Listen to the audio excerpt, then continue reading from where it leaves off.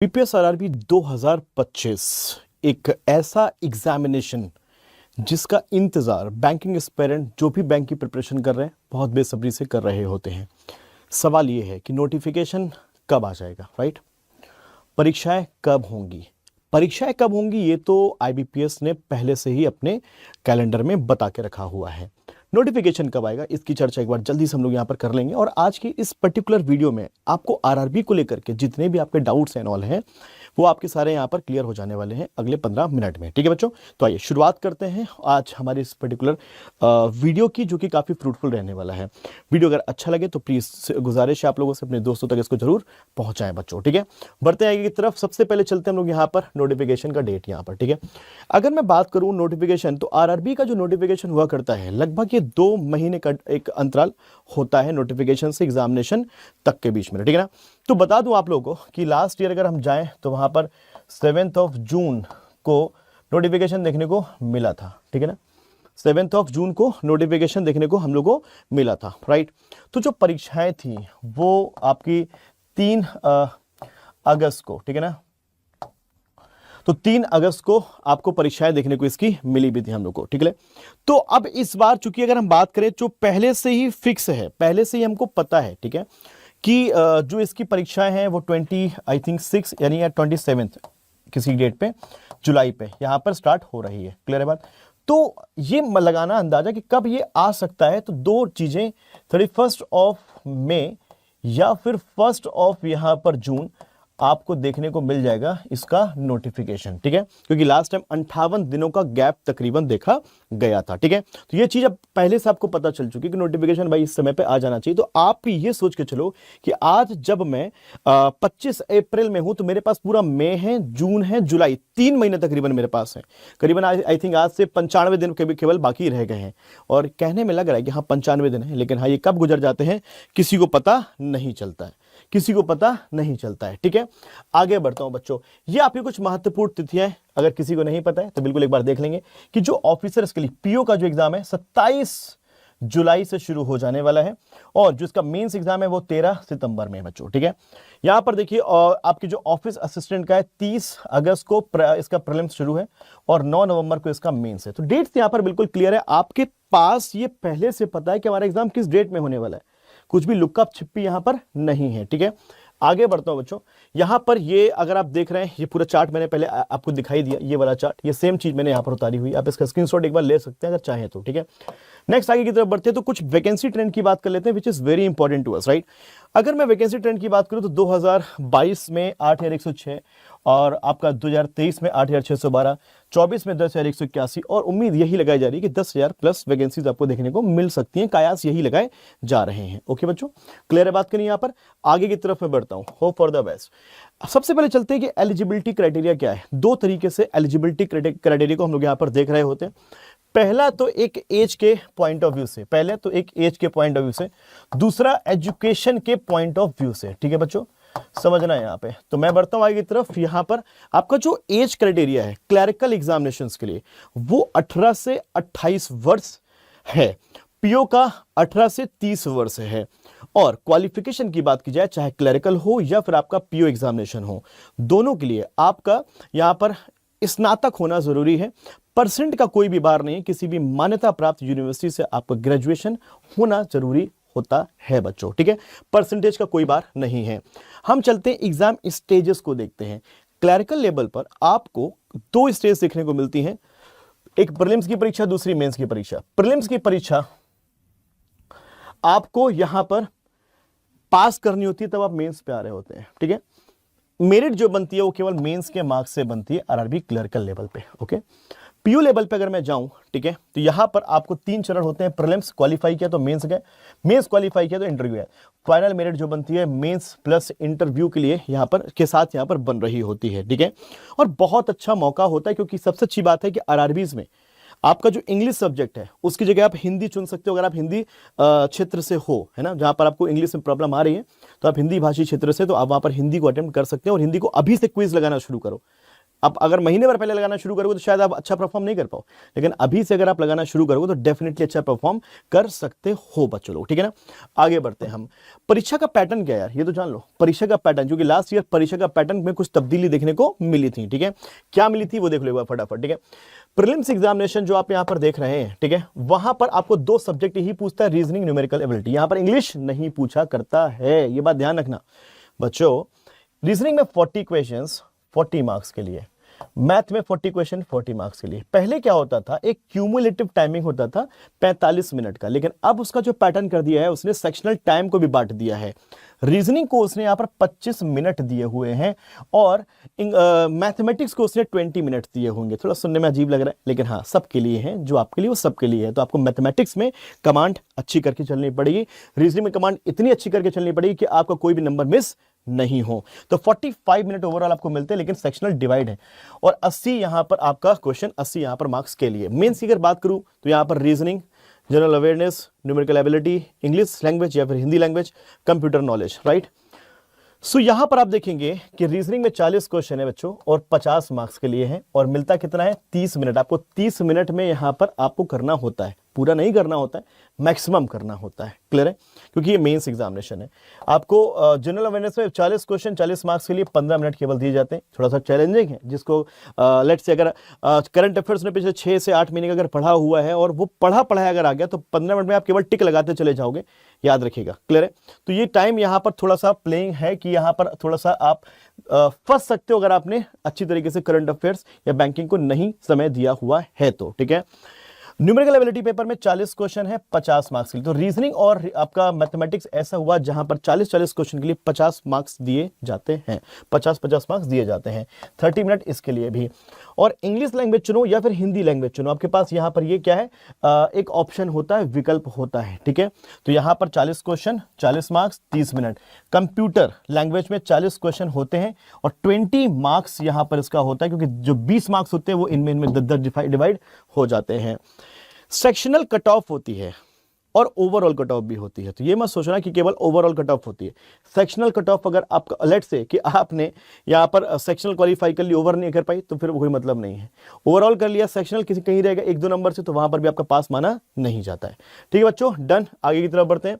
तो यहाँ पर 200 क्वेश्चन 200 मार्क्स के लिए 2 घंटे यहाँ पर मिल रहे होते हैं।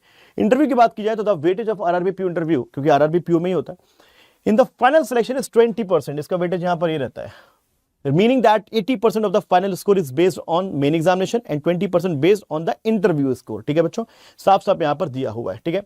80:20 यहां पर दिया हुआ है, जो इसका रेशियो है, ठीक है। और आपको यहां पर फाइनल मेरिट में इंटरव्यू का महत्व क्या है भाई, अगर आपका इंटरव्यू अच्छा हो गया तो अगर कुछ कसर आपके मेंस एग्जामिनेशन में रह गई तो ये पूरी कर देता है, ठीक है। तो ये इंटरव्यू होता है आरआरबी पीओ के लिए, तो उसके लिए छोटे छोटे सेशंस और आपके करंट अफेयर्स एंड बैंकिंग को पढ़ना शुरू कर दीजिए आप, ठीक है। सैलरी की बात की जाए तो अच्छा सैलरी आपको देखने को मिलता है। बैंक से अगर बात की जाए तो ये आई थिंक मध्यांचल ग्रामीण बैंक का यहाँ पर एक सैलरी स्लिप था, ठीक है। अगर मैं आपको दिखाऊं यहाँ पे तो कुछ रिविजन्स भी हुए, लेकिन अगर देख लिया जाए तो मोटे तौर पे यहाँ पर जो ग्रॉस पे है करीबन 80 बन रही है, लेकिन अभी 12th बाइपार्टाइट के बाद करीबन 85 करीबन यहाँ पर हो गया है, जो नया है अभी, ठीक है। तो आप अगर यहां पर देखें तो कटौती के बाद यहां पर आपको 73596, अगर आरआरबी पीओ की बात की तो बहुत हैंडसम अमाउंट है यार, बहुत हैंडसम अमाउंट है, इसको गौर फरमाने की जरूरत है ना। तो यहां पर डीए और 12th बाइपार्टाइट जो वाला जो सिस्टम है उससे आपका जो सैलरी ग्रॉस दिख रहा था वो 85 करीबन पहुंच जाएगा, और अगर बात की जाए इन हैंड कितनी, तो करीबन आपको 80 इन हैंड मिलने लग जाएगी, ठीक है ना। यहां पर ये आपका क्लर्कल लेवल का जहां पर ये ग्रॉस 45821 45,821 है, और कट कुटा करके यहां पे आपका ये 42382 यहां पर आपको मिल जाता है। ये भी अच्छा अमाउंट है, ठीक है। वहां चेंजेस होंगे तो यहां पर भी स्लैब में चेंजेस जरूर होंगे, ठीक है बच्चों। तो सैलरी एक बड़ा मोटिवेशन, और मुझको लगता है आरआरबीज के अंदर अगर पीयू लेवल पे आप अगर लेट से 80 ग्रॉस अगर देख रहे हो, 80 अगर केवल देख रहे हो, अच्छा अमाउंट है यार। क्लैरिकल लेवल पे अगर आप यहाँ पर 45 अगर ग्रॉस देख रहे हो, 45 करीबन 46 ही हो गया, कटने के बाद आपको अगर ये 43 मिल रहा है तो अच्छा अमाउंट है, शुरुआत अच्छी है है ना बच्चों। तो ये आपके लिए एक बड़ा मोटिवेशन है। कट ऑफ की बात की जाए तो देखो भाई, आरआरबी क्लर्कल लेवल पे कट ऑफ अच्छे लेवल पे जाती है, चाहे वो प्री की हो चाहे वो आपके मेंस की हो, ठीक है। पीयू लेवल का कट ऑफ यहाँ पर आपका बड़ा बैलेंस जाता है, ठीक है ना, क्योंकि उसका लेवल जो डिफिकल्टी लेवल है वो अच्छा होता है, ठीक है। आरआरबी पीयू में अगर जाए तो लोएस्ट, जो लास्ट ईयर की बात कर रहा हूँ, लोएस्ट तेलंगाना की थी 20.50 लोएस्ट, ठीक है। हाईएस्ट 61.75 थी तेलंगाना की आउट ऑफ 80, ठीक है ना। ये मैंने हाईएस्ट और यहाँ पर लोएस्ट लिया जनरल के अकॉर्डिंग, डन। आरआरबी पीओ का जो कट ऑफ मेंस का रहा वो तेलंगाना का 838.75 रहा बच्चों, और यहाँ पर आउट ऑफ 200, और यहाँ पर हाईएस्ट जो रहा 79.56 रहा। मैंने क्या बोला कि आपका आरआरबी पीओ का जो लेवल है वो अच्छा लेवल देखने को मिलता है, चाहे वो प्री का हो या फिर आपका वो मेंस का हो। तो आरआरबी पीओ लेवल की तैयारी हमको करनी है यार, क्लर्क अपने आप क्या होगा, कवर होता जाएगा बच्चों, क्लियर है। आगे बढ़ता हूं मैं, आरआरबी क्लर्क की तरफ चलता हूं। तो जो लोएस्ट देखने को मिला तमिलनाडु का आउट ऑफ 80 61, मैं जनरल का रेफरेंस लेकर के यहां पर बता रहा हूं, और आप भी इसी में खेला करिए। आप किसी भी कैटेगरी से बिलोंग करते हैं, किसी भी कैटेगरी से बिलोंग करते हैं आप भाई साहब अगर इसको लेकर चलेंगे ना तो चीजें आपके हमेशा पक्ष में रहेगी, हमेशा पाले में रहेगी, ठीक है। और ये हाईएस्ट जो हरियाणा का रहा 75.25 रहा आपका आरआरबी क्लर्क। और ये जो आप देख रहे होते हैं स्कोर, ये आपका नॉर्मलाइजेशन के बाद देख रहे होते हैं। Is that clear? क्योंकि इसमें सबसे इंपॉर्टेंट होता है आपने कितना एक्यूरेसी के साथ अटेम्प्ट किया हुआ है। आपने एक्यूरेसी के साथ भले आपने 70 किया हो, लेकिन एक्यूरेसी है आपकी 70 में, तो आपका 75 भी चला जाएगा, ये बात ध्यान रखिएगा। तो सबसे इंपॉर्टेंट है स्पीड प्लस एक्यूरेसी बच्चों, ठीक है, क्योंकि यहां पर क्या होता है, नॉर्मलाइजेशन होता है। आरआरबी क्लर्क में अगर मैं जाऊं बच्चों यहां पर, तो आप देखिएगा यहां पर लोएस्ट गया है 46.03, और चूंकि आउट ऑफ 100 यहां पर जाता है, होता 200 को है लेकिन उसको हम लोग डिवाइड कर लेते हैं 100 में। तो यहां पर आप जो देख रहे हैं 46 इसका डबल कर लेना, 69 यहां पर क्या इसका डबल कर लेना, क्लियर है। आउट ऑफ 100 यहां पर ये कट ऑफ गया हुआ है। तो अगर आप आउट ऑफ 100 अगर 200 अगर देखोगे आप यहां पे, तो तकरीबन यहां पर कितना हो गया 70 70 140, मतलब क्या 138 करीबन गया वो 200 में, ठीक है। यहां पर क्या इसका डबल कर लीजिएगा। Is that clear? समझ में आ रही बात? आ रही होगी पक्की बात, ठीक है। ये आरआरबी क्लर्क मेंस का है। तो सोचो आरआरबी क्लर्क मेंस में जो 138 करीबन कट ऑफ जो गया हुआ है, इसका मतलब लेवल क्या हुआ है, लो रहता है, और सच में लो रहता है लेवल, ठीक है। आरबीआई असिस्टेंट मेंस की बात की जाए, आरआरबी क्लर्क आपका मेंस की बात की जाए, तो पेपर आपका वैसा नहीं होता जैसा बाकी मेंस का होता है। ओके, समझ में आ रही है? तो यहां पर स्कोप है कि अगर आप में क्षमता है कॉम्पीट करने की, ठीक है, आपकी स्पीड अच्छी है एक्यूरेसी के साथ में, तो आप इसको निकाल सकते हो, क्योंकि डिफिकल्टी लेवल बहुत यहां पर नहीं होता, यहां पर कंपटीशन होता है अच्छे लेवल पे, क्योंकि हर एक व्यक्ति वहां पर फोड़ाफोड़ी मचा रहा होता है, ठीक है। तो आप इसके लिए काम कर सकते हो, राइट। अगर सिलेबस की बात करूं यहां पर, तो रीजनिंग में चलता हूं। यहां पर सबसे पहले बता दूं, मिसलिनियस आपका पजल सीडिंग पार्ट, MIDS मतलब कि machine input data subject logical reasoning, ये आपका मेंस का पार्ट होता है। ये आपका मेंस का पार्ट होता है अलग से। प्री में केवल इतना पूछा जाता है, मेंस में सारा कुछ पूछा जाता है। कैसे, जल्दी से आपको बता देता हूं। ये जो तो आप देख रहे हैं ना, अल्फा न्यूमेरिक आपका सीरीज है ना, alpha numeric and symbol series, alphabet and number based कुछ क्वेश्चंस आपके आते हैं। Coding, decoding, blood relation, direction, inequality, syllogism, sitting and puzzle, ये जो तो पार्ट होता है ना, जिसने इसको बस में कर लिया वो रीजनिंग में खेल जाता है, चाहे वो प्री हो या फिर वहां पर क्या हो, मेंस हो। तो आप इन दो पार्ट पे बहुत मेहनत करिए, इन दो पार्ट पे आप बहुत मेहनत करिए। आप पजल और सिटिंग में आपको ये होना चाहिए कि यार कहीं से भी पजल सिटिंग मिल जाए, मुझे करना है, ये भूत सवार होना चाहिए। और आपने रीजनिंग में अगर पजल सिटिंग में काम कर लिया तो मिसलिनियस का कोई टेंशन नहीं है। मिसलिनियस तो आप लोग उड़ा दे रहे होते हो, ठीक है। दूसरा आपका आता है machine input and data sufficiency. यहां से लगभग देखा जाए तो 5 या 10 क्वेश्चन आपको पूछे जा रहे होते हैं, कभी दोनों चीजें आ जाती हैं, है ना। 5 से 10 के बीच में कह सकते हैं कि यहां पर पूछे जा रहे होते हैं, 5 से 10 क्वेश्चन के बीच में यहां पर पूछे जा रहे होते हैं, ठीक है। और बता दूं आपको यहां पर कि आपके क्रिटिकल रीजनिंग में आरआरबी पीयू लेवल पे केवल क्रिटिकल रीजनिंग पूछी जा रही होती है। आरआरबी क्लर्क लेवल पे आपको क्रिटिकल रीजनिंग पूछा नहीं जा रहा होता। इवन आरआरबी क्लर्क में अगर मैं पिछला कुछ वर्ष उठाकर देखूं तो वहां पर इनसे भी चीजें नहीं पूछी गई, आरआरबी पीयू लेवल पे यहां चीजें पूछी जा रही होती है। क्लियर है बात? तो ये आपका रीजनिंग का सिलेबस आप प्लीज एक बार कॉपी कर लीजिए। ये पूरा प्री में पूछा जाता है और ये पूरा आपका ये मिला करके मेन से पूछा जा रहा होता है, ठीक है। आरआरबी पीओ लेवल के, क्लर्कल लेवल पे आपको ये चीज तो मिलती है ही नहीं, कभी कभी ये भी नहीं मिलता है, कभी कभी ये भी नहीं मिलता है, ठीक है बच्चों। आगे बढ़ते हैं, क्वांट्स में चलते हैं। यहां पर स्पीड, मैथमेटिक्स, अरिथमेटिक और यहां पर क्या, डीआई, ठीक है। तो अगर बात की जाए यहां पर किसका, यहां पर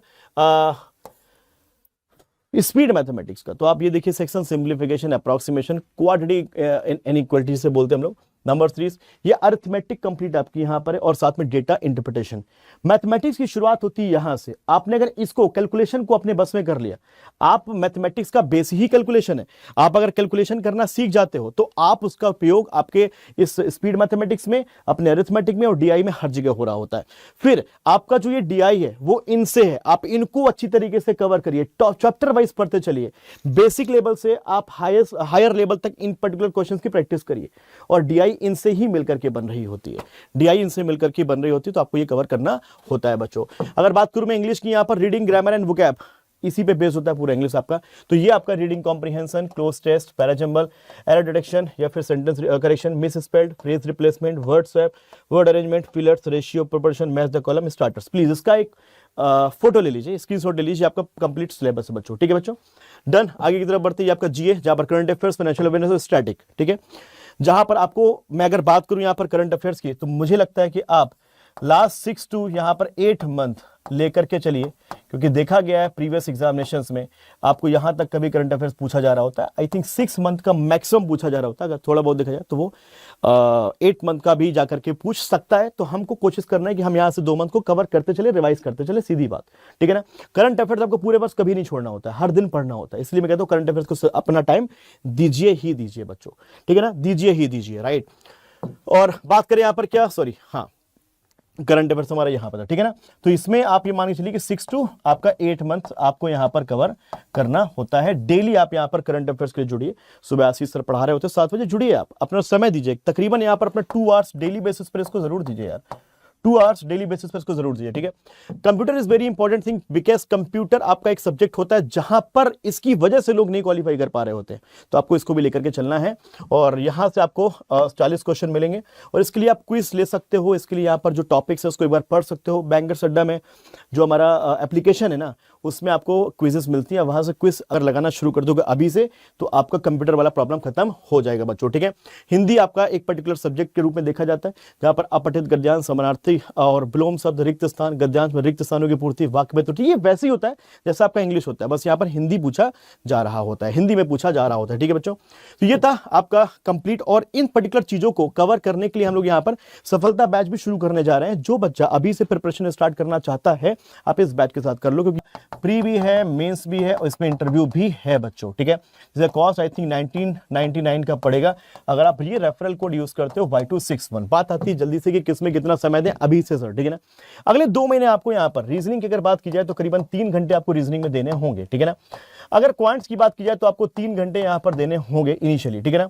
अगर मैं बात करूं यहाँ पर इंग्लिश या फिर यहाँ पर हिंदी, ठीक है ना, ये 2 अगर चीजें हम लोग लेकर चल रहे हैं वटेवर, तो आपको करीबन 2 घंटे तो यहाँ पर देने होंगे ही होंगे। ठीक है ना, डन। और साथ ही साथ यहां पर अगर मैं बात कर रहा हूं किस चीज की, आपके जीए की, ठीक है ना, जीए की, तो जीए में भी आपको बता दूं करीबन 2 घंटे यहां पर देने होंगे। और हफ्ते में 1 बार या हफ्ते में 2 बार या डेली बेसिस पर मैं कहूंगा, कंप्यूटर में आप अगर यहां पर अपना आधा घंटे का क्विज भी कर रहे हो ना, तो आप सफिशिएंट कर रहे हो भाई। क्या कर रहे हो? सफिशिएंट कर रहे हो। कितना हुआ भाई?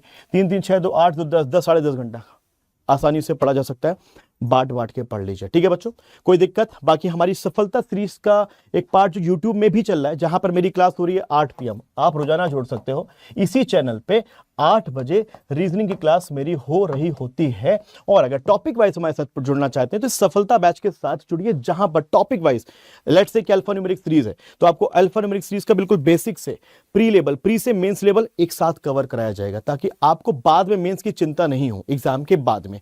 Got it? समझ में आया? ये बैच 29 से शुरू हो रहा है। मैं बोलूंगा कि इस बैच में आपको लाइव क्लासेस मिल ही रही हैं, डाउट रूम मिल रहा है, आपको हैंड रिटन नोट्स मिल रहे हैं इसमें, और साथ ही साथ हमारा पीडीएफ जो हम वहां पर पढ़ा रहे होते हैं, आपको नोट नहीं करना है, अनोटेड पीडीएफ आपको वहां पर मिल रहा होता है। Is that clear? कुछ टेस्ट भी आपको मिल रहे हैं जो अटेम्प्ट आप कर सकते हो इस बैच के अंदर। जिसके पास महापैक है उसको ये ऑलरेडी मिल जाएगा। हाँ, जिसको लगता है कि मैं यार ये बैच लेने से बढ़िया मैं महापैक ले लूं, तो महापैक ले सकते हो, क्योंकि उसमें तो अपकमिंग हमारे सारे बैचेस मिल रहे होते हैं। तो must join it from 29th of April बच्चों। ओके, तो चैनल पे जो लोग नए थे चैनल को सब्सक्राइब कर लीजिएगा। हाँ, कुछ लोग ऐसे होंगे जिनको लग रहा होगा कैसे हम इसको कर सकते हैं। अड्डा 24/7 की एप्लीकेशन आपके पास अगर है तो आप लोग क्या करना है, आप लोगों को यहां पर क्या करना है कि अड्डा 24/7 की एप्लीकेशन आप ओपन करोगे या फिर वेब के थ्रू जा रहे हो, तो आपको एप्लीकेशन में भी जब खोलोगे सामने दिख जाएगा आरआरबी पीयू क्लिक किया आपने, चले जाना सफलता बैच में। ठीक है, जैसे आप जाएंगे यहां पर, इसको यहां पर चूंकि 2272 दिख रहा है, वेब में प्राइस थोड़ा सा आपको ज्यादा देना पड़ता है एप्लीकेशन के अपेक्षा, तो एप्लीकेशन से ही पेमेंट करिएगा आप, ठीक है। और यहां पर क्या करना है, आपको जा करके कोड अप्लाई कर देना, Y261 अप्लाई कर देना और आपको यहां पर डिस्काउंट मिल जाएगा। और ये अभी आपको 2090 दिखा रहा है ना, क्योंकि वेब में ऐप से करोगे तो आपको 100 रुपए और भी कम हो जाएंगे। So all the best, wish you all the best, अच्छे से तैयारी करो और इस बार 2025 में आरआरबी करके दिखाना है, क्योंकि आपकी सफलता का इंतजार बहुत सारे लोग कर रहे हैं, हम भी कर रहे हैं। Bye bye, take care, see you all, love you all. Channel को प्लीज सब्सक्राइब जरूर कर दीजिएगा, अपने दोस्त पे एक बार शेयर जरूर करिएगा ये वाला जिसको इसकी जरूरत है वीडियो। Thank you.